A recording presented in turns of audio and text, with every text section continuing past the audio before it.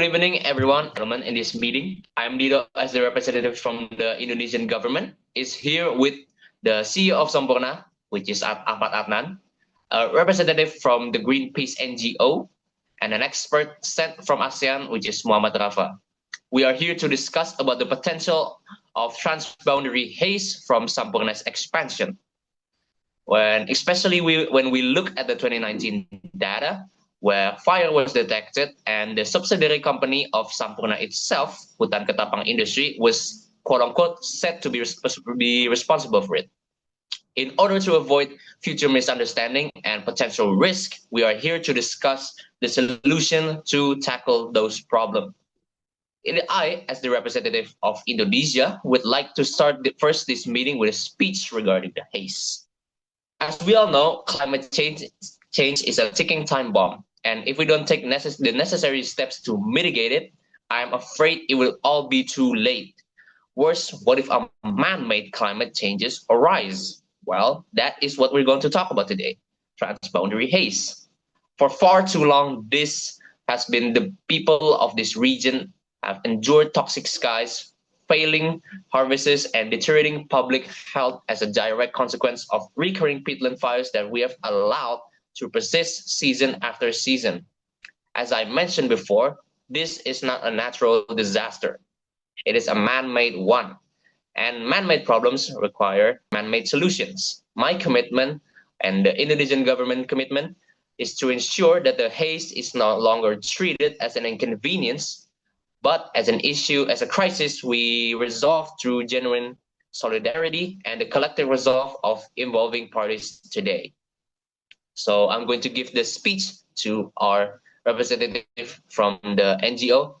Your Excellency, officials, Mr. Adnan and Expert Rafa, GreenPeace is here to address a man-made catastrophe, burning Southeast Asia's peatlands, which hold 56% of global tropical peat carbon for agricultural releases, up to 2 billion tons of carbon annually, violating our Paris commitments. The human toll is devastating. Toxic PM 2.5 levels peak over 360 micrograms per cubic meter, crossing the WHO safe limit of 15 micrograms per cubic meter. This predictable crisis hospitalizes children, closes schools, and threatens lives.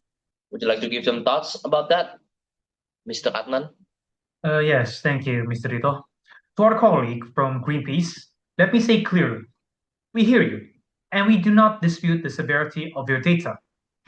The PM 2.5 levels and the ecological value of peatlands are precisely why Sampoerna Agro is at this table. However, blaming corporate boardrooms alone will not extinguish a single fire on the ground. The academic data you cited from Science of the Total Environment proves exactly that I just stated. Voluntary, self-policed corporate pledges have reached their limit across this industry.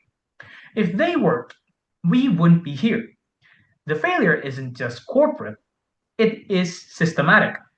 Fires persist because of a regulatory vacuum, highly chaotic, overlapping land boundaries, and independent smallholders who lack the capital for mechanical, non-fire land preparation.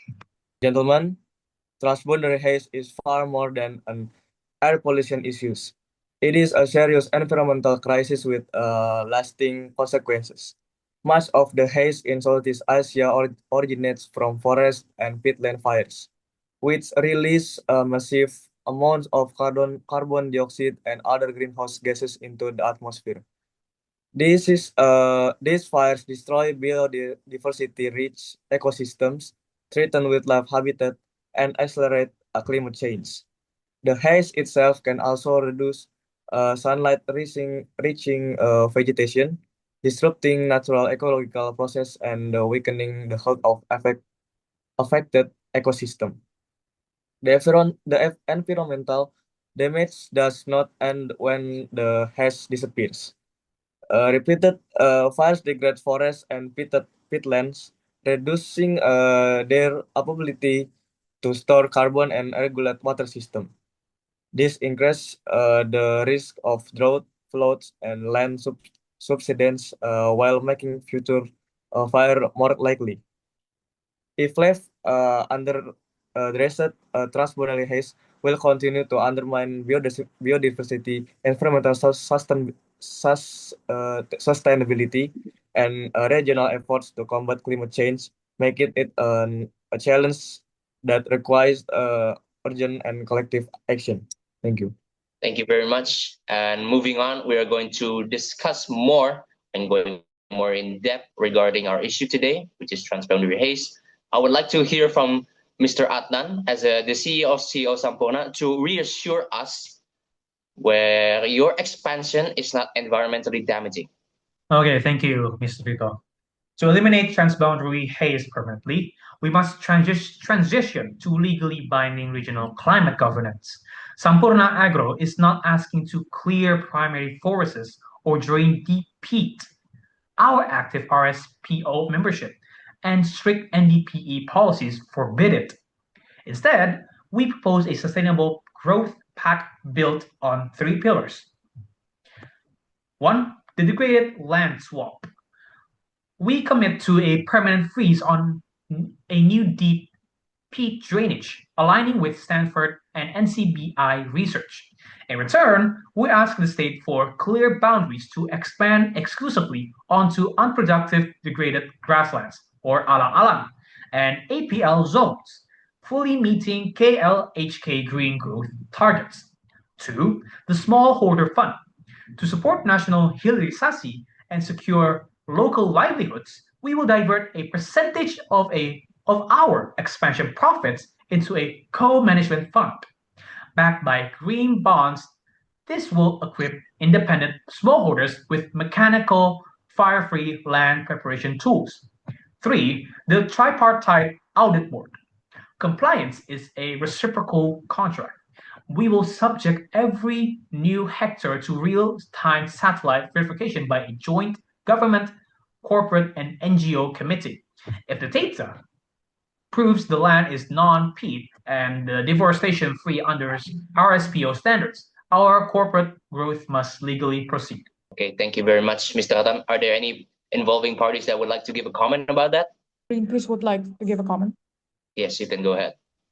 Thank you, Mr. Dito. If I may respond directly to the CEO's proposal, Mr. Adnan, GreenPeace welcomes your admission that corporate self-policing has failed. If Sampoerna Agro wants a sustainable growth pact, it must have teeth. First, we will only agree to your degraded land swap if the tripartite independent audit board has absolute veto power. What corporations label as degraded is often vital forest or peatland. No expansion can proceed until independent scientists verify the soil via real-time satellite data. Second, regarding your subsidiary, Hutan Ketapang Industry trust requires legal accountability. We support the smallholder fund, but a profit percentage is insufficient. If a single fire hotspot is detected within your corporate footprint, your third party supply chain, the government must immediately freeze your expansion permits. Mr. Dito, the ball is in your court. The CEO is willing to accept a tripartite audit board and a permanent freeze on peat drainage. GreenPeace urges the government to codify these 3 pillars into legally binding regulations today. Do not let this become another voluntary PR campaign while our people suffocate. I am certain that our ASEAN expert, Mr. Rafa, can back me up on the technical necessity of these strict boundaries. Mr. Expert, what does the data say about why we cannot afford a single regulatory loophole here? Okay, Mr. Adnan, Mr. Dito, the data on Southeast Asia transboundary haze is univocal in environmental governance. A loophole is not a safety valve. It is a escape hatch. If we leave even a fraction of a percentage of regulatory ambiguity in this pact, the entire framework will collapse under the weight of market incentives. Peatland fires, which drive the vast majority of toxic haze, smolder underground and contain up to 28 times more carbon than regular tropical rainforests. Allowing a loophole for minimal drainage drops the water table, exposing deep peat layer to oxygen, triggering massive methane release, and making underground fire impervious to monsoon rains, rendering surface firefighting efforts useless. Furthermore, we must codify strict, real-time scientific definition to eliminate the abuse of degraded land swaps and supply chain leakage.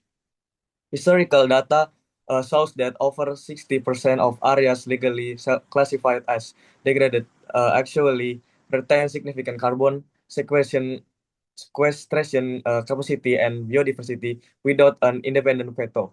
We create a perverse inactive for cooperation to internationally neglect forests to reclassify and clear them later.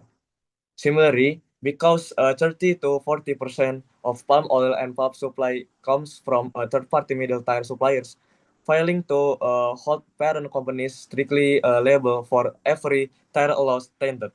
Fire-prone commodities to be laundered into the clean supply chains at the refinery level. The data says we lock this down now. Thank you. Thank you very much, Mr. Rafa. And coming to your to our conclusion from today's discussion, I would like to say that we from the government had also made a commitment in tackling this issue. With the ratification of ASEAN Agreement on Transboundary Haze Pollution, or the AATHP 2002, while also committing to long-term low greenhouse gas emission development strategies that will define pathways in achieving low emission development until 2050 in our second nationally determined contribution. So if I may ask, are there any solution that any involved parties that would like to suggest? If I may, this is where we must leverage regional market mechanism. We cannot rely solely on a state budget or cooperative goodwill. The solution is to tie peatland restoration directly to market access. If the state actor agrees to fast-track export customs and lower tariff for verified haze-free certificate commodities, the CEO gains a distinct market advantage that offsets the cost of peatland management. Furthermore, we can tap into international blue carbon and peatland carbon credits by monetizing the avoided emission from the keeping this peatland wet. We generate an entirely new revenue stream that fund local communities and smallholders. Disincentivizing the use of fire entirely. Thank you. Okay, Mr. Dito, GreenPeace, and Mr. Rafa, Sampoerna Agro accepts these terms. We do not fear absolute accountability. To GreenPeace, we grant the tripartite board absolute veto power over our land allocations via real-time satellite data and soil verification.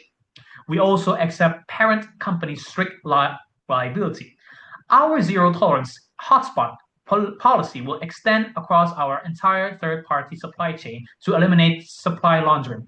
If structural negligence is found, the government has the right to freeze our expansion permits in that sector.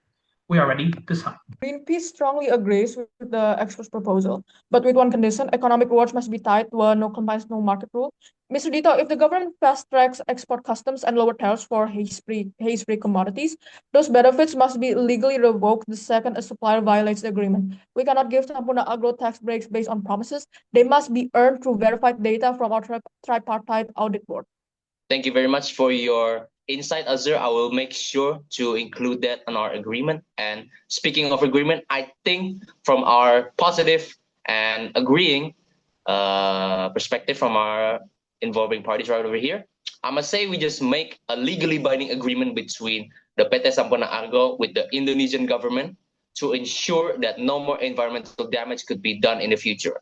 This agreement will also be supervised with your with GreenPeace suggestion and also an expert suggestion. So, and also in addition to that, the agreement will also contain the second ASEAN haze-free roadmap to 2023 to 2030 to also ascertain collaboration with other ASEAN members to tackle the transboundary haze too.